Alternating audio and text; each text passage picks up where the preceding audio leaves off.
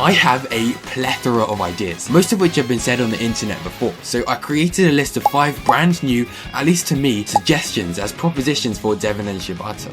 On mobile devices, we currently have the Nintendo Switch app, the Nintendo Music app, Parental Controls app, Nintendo Today, and, well, why? For a start, the Switch app is basically useless. It has some minor apps to be used as unnecessary companions to games and a half-baked voice chat system, which has basically now been fully replaced with game chat. Nintendo parental controls are literally just parental controls, so to begin with, you could merge these two apps together because the parental controls can only be used on a Switch anyway. Nintendo Today is an array of daily news updates with a built-in calendar, all of which could be put into the Switch app, and I don't think anybody would complain. By taking all of these 6 out of 10 applications and merging them into one, you'll be left with a rating of 24 out of 10, which is pretty good, I think. You could also transfer over some things from the Switch Online app from the console, things like the ability to buy player icons with platinum points, and while you're at it, add themes. We are loyal customers, and Switch Online can be very expensive to maintain, so what if, to give back to us fans who subscribe for years, you give us rewards? By subscribing to Switch Online for a certain period of time, you can unlock exclusive icons or new benefits like additional DLC while your subscription lasts.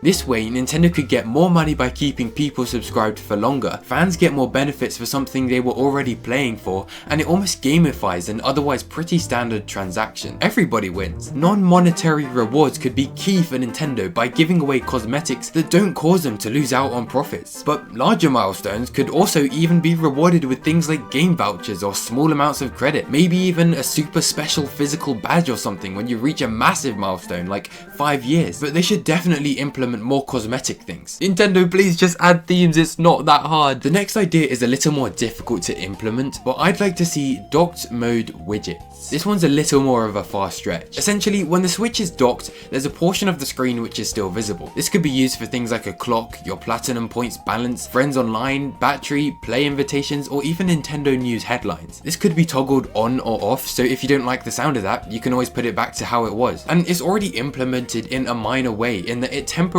shows your battery percentage when docking the system, but having a permanent element would be awesome. It's also not at risk of screen burn-in because of the variable refresh rate, which can put the Switch screen at just 1 Hz.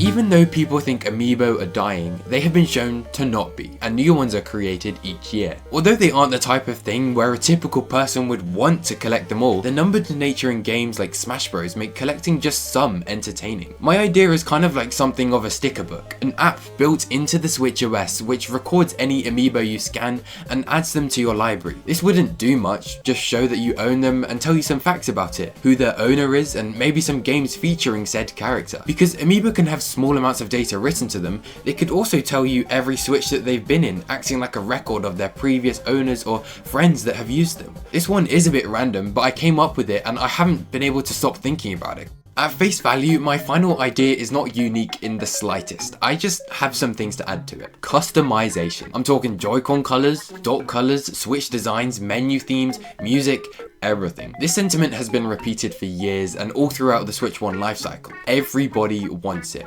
So for a start, do that. But my slight addition to this idea is that I would love to see some kind of customization with the layout of the system itself. It's so similar to the Switch 1, and this bar at the bottom of the home screen could be rearranged, moved to the top, or even used to pin games you frequently return to. A freedom of full customization on the Switch would immensely make up for that 8, nearly 9 year period with practically no form of personalization. So those are my 5 ideas. Hopefully you like some of them, and maybe, just maybe, I'll revisit this video in 4 or 5 years and some of them will have been added. If we make it to 10 years without themes on Switch, I'm actually just gonna mod my Switch, and you can hold me to that, because Devin Pritchard and Shibata will absolutely watch this video. That is not a lie. The last 2 things I said were lies. Anyways, thank you for watching. See ya.